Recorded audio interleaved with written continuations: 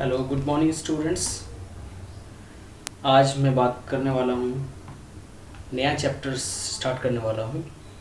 वो है sterilization and disinfection. आज हम बात करने वाले हैं स्टरलाइजेशन एंड डिसइंफेक्शन के बारे में, और उसका टाइप्स हम बात करेंगे। इसका टाइप्स के बारे में बात करेंगे और इसका यूजेस, इसका क्या यूज है इसके बारे में बात करेंगे। चलिए स्टार्ट करते हैं हम लोग। स्टरलाइजेशन क्या है? अ फिजिकल और chemical process that completely destroy और remove all microbial life including spores. कहने का मतलब है स्टरलाइजेशन क्या है? स्टरलाइजेशन एक टेक्निक्स है या प्रोसेस है, जिस टेक्निक्स के माध्यम से, जिस प्रक्रिया के माध्यम से हम क्या कर रहे हैं, डिस्ट्रॉय कर रहे हैं, नष्ट कर रहे हैं। किसको? माइक्रो ऑर्गेनिजम्स को। जो माइक्रो ऑर्गेनिज्म जिंदा है उसको हम नष्ट कर रहे हैं। इवन स्पोर फॉर्म में, स्पोर फॉर्म में मतलब अभी वो एक्टिव नहीं हुआ है, उसको भी हम लोग नष्ट कर दे रहे हैं। ठीक है, तो मेन मकसद क्या है स्टरलाइजेशन का? टू डिस्ट्रॉय और to kill the microorganisms present in the working place or in the instruments, anywhere where we want to make free from microorganisms। उस जगह से microorganisms को किल करना जहां हम प्रैक्टिकल कर रहे होते हैं, या फिर वो सारी चीज़ें जिसमें हम प्रैक्टिकल कर रहे होते हैं, उसको सबसे पहले हमें क्या करना होता है? स्टरलाइज करना पड़ता है। मतलब we have to make it free from micro organisms. इसलिए हम लोग जो टेक्निक्स यूज करते हैं उसको हटाने के लिए, रिमूव करने के लिए, किल करने के लिए, उसको बोलते हैं स्टरलाइजेशन। ओके, नेक्स्ट हम बात करेंगे डिसइंफेक्शन क्या होता है। इट इज किलिंग और removing of harmful micro organisms. ठीक है, डिसइंफेक्शन क्या है? किल करना या रिमूव करना जो माइक्रो ऑर्गेनिज्म हमारे लिए खतरनाक है, हमें नुकसान कर सकता है, उसको किल करना को बोलते हैं डिसइंफेक्शन। डिसइंफेक्टेंट क्या है? Means the chemicals which are used in disinfection. Disinfection करने के दौरान मतलब आप जब माइक्रो ऑर्गेनिजम्स को हटा रहे हो या किल कर रहे हो, उस दौरान जो केमिकल्स का आप इस्तेमाल कर रहे हो उसको बोलते हैं हम लोग डिसइंफेक्टेंट। जैसे देखिए क्या होता है, आपको उदाहरण के लिए बताता हूँ। डिसइंफेक्टेंट जैसे आप क्या करते हैं, मान लीजिए पोछा लगाते हैं, जमीन पर अपना घर में पोछा लगाते हैं, तो उसमें कुछ केमिकल्स यूज करते हैं, फिनाइल यूज करते हैं, तो वो फिनाइल क्या कहलाएगा? डिसइंफेक्टेंट कहलाएगा। हम चाहते हैं जितने भी माइक्रो ऑर्गेनिजम्स हमारे जो रूम है, फ्लोर के सरफेस पर आ गया है, उसको किल करना चाहते हैं, उसको हटाना चाहते हैं, तो हम जो यूज़ करते हैं उसको बोलते हैं डिसइंफेक्टेंट। अब हम बात करेंगे एंटीसेप्टिक क्या होता है। एंटीसेप्टिक क्या होता है? It is a product that destroys और inhibit the growth of micro organisms. याद रखिएगा दोनों में अंतर है, दोनों का सेम काम है। डिसइंफेक्टेंट का भी वही काम है और एंटीसेप्टिक का भी वही काम है, लेकिन थोड़ा सा अंतर क्या है? अंतर है कि जो डिसइंफेक्टेंट है वो हम नॉन लिविंग सरफेस में यूज़ करते हैं। जैसे हम पोछा लगाते हैं, ज़मीन पर पोछा लगाते हैं, वहाँ पर कोई माइक्रो ऑर्गेनिजम्स ना हो इसलिए हम फिनाइल यूज़ कर लेते हैं। तो हम यहाँ डिसइंफेक्टेंट का इस्तेमाल कहाँ कर रहे हैं? नॉन लिविंग बॉडी पर कर रहे हैं, नॉन लिविंग बॉडी के सरफेस पर, उसके सरफेस पर माइक्रो ऑर्गेनिजम्स को किल करने के लिए। क्लियर? और एंटीसेप्टिक कहाँ यूज कर रहे हैं? लिविंग टिश्यू के ऊपर, लिविंग बॉडी के ऊपर। जैसे फॉर एग्जांपल मान लीजिए अगर हमारे स्किन पर कहीं पर घाव हो जाता है, तो हम उसको रोकने के लिए, ताकि हमारा उस घाव पर माइक्रो ऑर्गेनिजम्स, बैक्टीरिया या फंगस को इन्फेक्शन ना हो जाए, उसको रोकने के लिए हम लोग क्या करते हैं? ब्रोलिन लगा लेते हैं, या फिर और भी डिटॉल लगा लेते हैं। तो ये ब्रोलिन है या डिटॉल जो है, ये सेवलॉन है, ये सब सारी चीज़ें क्या है? एंटीसेप्टिक है। ये क्या करता है? माइक्रो ऑर्गेनिजम्स को वहाँ पर ग्रो नहीं होने देता है। क्लियर? दोनों में अंतर यही है, दोनों माइक्रो ऑर्गेनिजम्स को किल कर रहा है, लेकिन एक लिविंग टिश्यू पर हम इस्तेमाल कर रहे हैं और दूसरा डिसइंफेक्टेंट कहाँ इस्तेमाल कर रहे हैं, नॉन लिविंग टिश्यू पर या नॉन लिविंग सरफेस पर। ठीक है। Aseptic, characterized by absence of pathogenic microbes।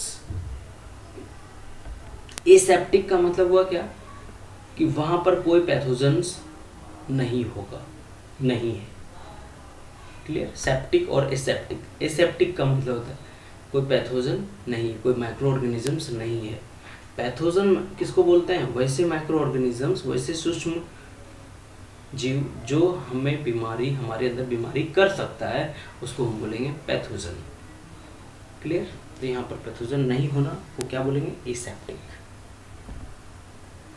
चलिए नेक्स्ट, मेथड्स ऑफ स्टेरिलाइजेशन। देखिए, आप अगर चाहते हैं कि हम स्टेरिलाइजेशन करें तो स्टेरिलाइजेशन के कुछ अपने मेथड्स होंगे, जैसे अभी देखते हैं हम लोग, एक मिनट।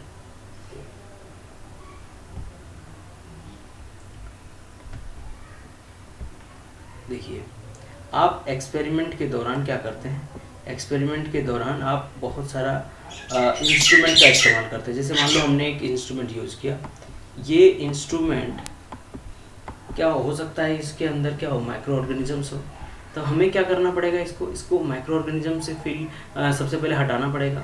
तो हम क्या करते हैं, जितने भी ग्लासवेयर लैब में आप यूज़ करते हैं, ग्लासवेयर हो गया, टेस्ट ट्यूब हो गया, उसमें माइक्रो ऑर्गेनिजम्स हो सकता है पहले से हो। तो प्रैक्टिकल करने से पहले हमारा फर्स्ट क्या रहेगा क्राइटेरिया, कि सबसे पहले जो चीज़ें हम इस्तेमाल कर रहे हैं प्रैक्टिकल्स के दौरान, उसमें माइक्रो ऑर्गेनिजम्स ना हो, वरना रिजल्ट मेरा सही नहीं आएगा, सैंपल कॉन्टामिनेटेड हो जाएगा। क्लियर।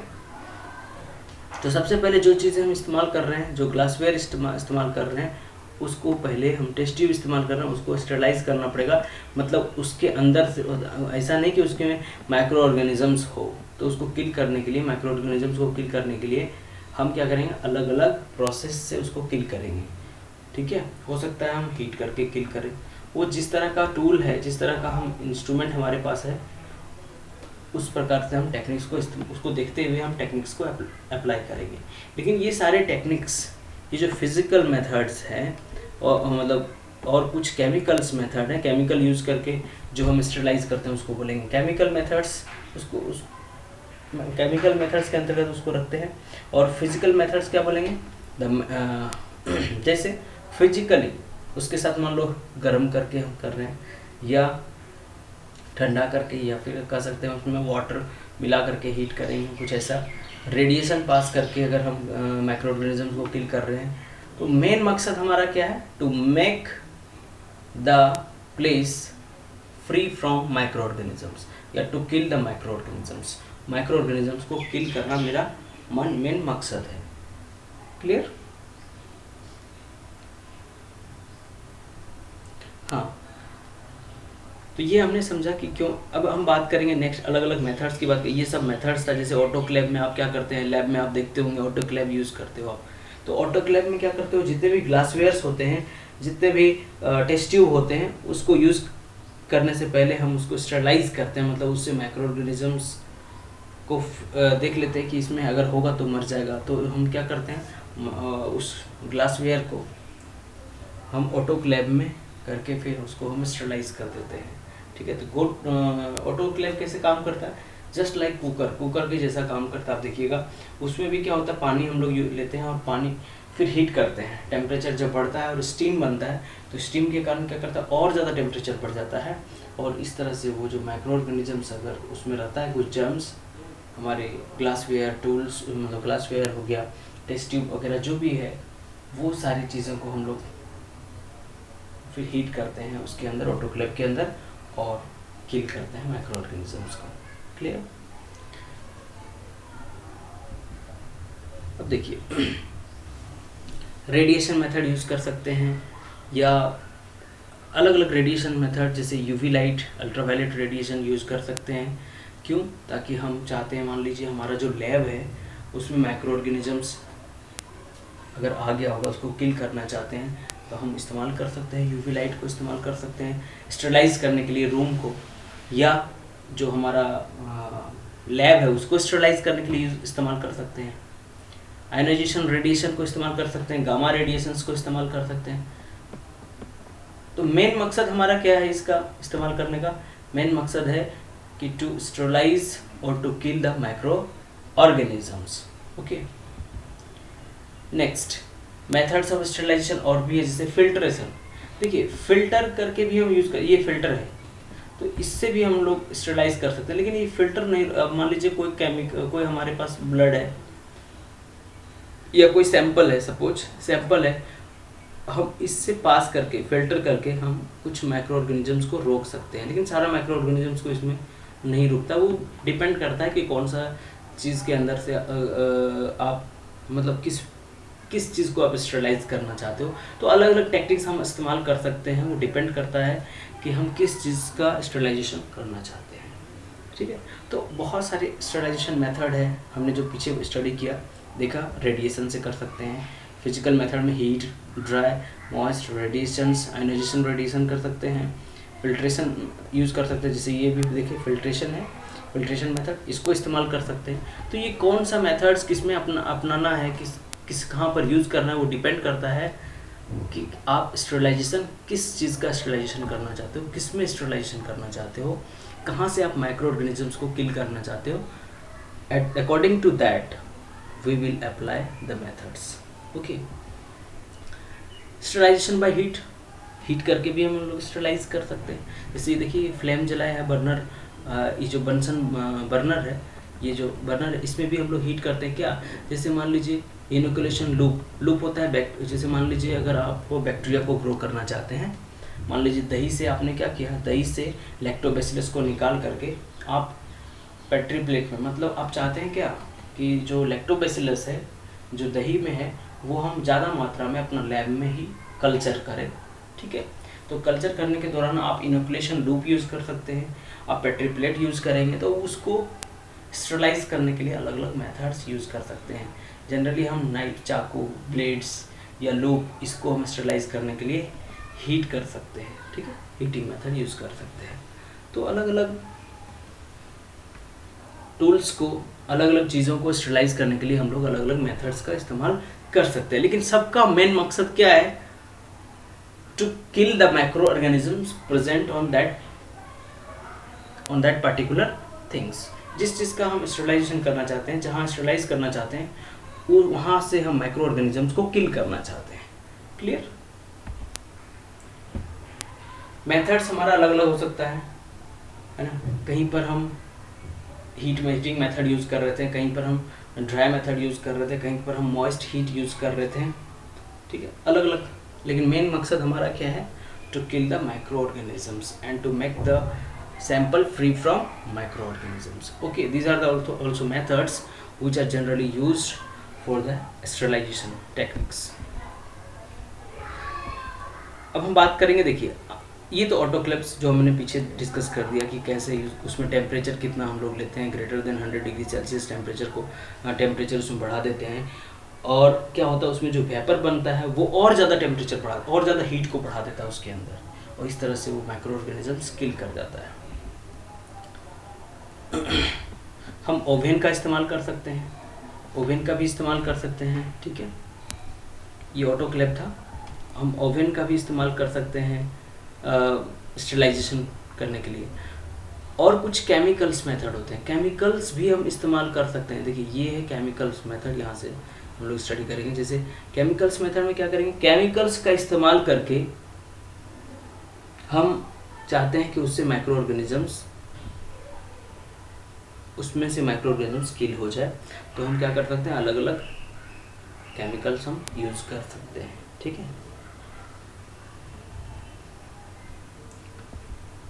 जैसे बोलेंगे सर इसका इम्पोर्टेंस क्या है, पहले हम इसको थोड़ा डिस्कस कर लेते हैं। देखिए इथाइलिन ऑक्साइड को हम यूज़ कर सकते हैं डीएनए मॉलिक्यूल्स में, डीएनए में यूज़ कर सकते हैं, ताकि उसके अंदर अगर माइक्रो ऑर्गेनिज्म डीएनए के अंदर हो तो वो क्या हो जाए, इनएक्टिवेट्स हो जाए या किल हो जाए। ठीक है।